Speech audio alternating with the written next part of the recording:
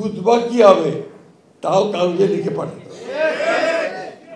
আমরা বিশ্বাস করি গণতন্ত্র যদি একটা দেশে থাকে তাহলে সকল শ্রেণী, সকল ধর্মের, সকল বর্ণের মানুষের অধিকারটাকে প্রতিষ্ঠিত করা যায়।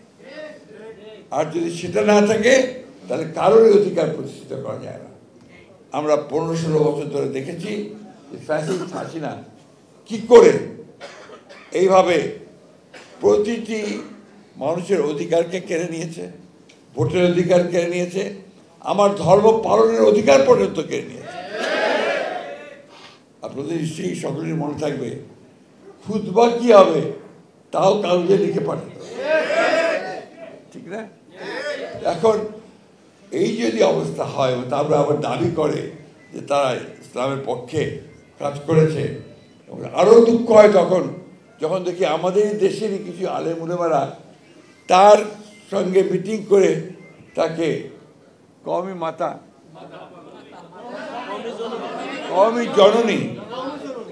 জননী তাকে আপনার উপাধি দিচ্ছে।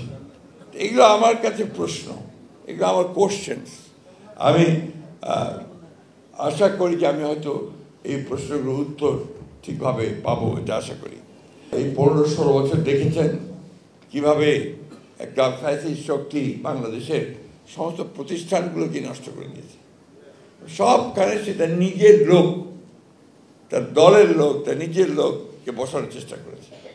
এই বসানোর চেষ্টা করতে গিয়ে আপনার গোটা প্রতিষ্ঠানগুলোকে ধ্বংস করে ফেলেছে।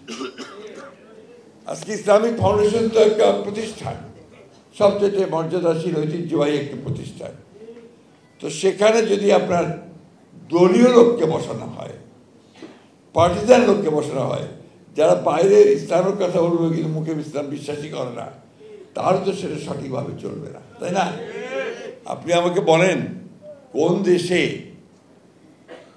বায়তুল মুকাররমের খতিব পরিবর্তনের সঙ্গে সঙ্গে পালিয়ে যায়? বলেন, তখনই সম্ভব যদি ওই গভর্নমেন্টটা অত্যন্ত পার্টিজান হয়, দলগত হয়, রাজনীতিকরণ করে হয়, তাই না? আমরা সংস্কার চাই, সংস্কার চেয়েছি এবং আপনারা দেখেছি আমরা সব স্বাক্ষর করেছি, তাই না? দেখেছেন তো। এখন দেখা গেল ফাইনালি যখন আপনার সেই সুপারিশগুলো আসলো, তার মধ্যে অনেকগুলো বিষয় আছে যেগুলো আমরা সই করি নাই। অর্থাৎ এখানে একটা বলা যেতে পারে যে ওই কমিশন সঠিক কাজটা করে নাই। তারা যেগুলো একমত হয়েছে সব রাজনৈতিক দলগুলো, সেগুলো দিলেই সবচেয়ে ভালো।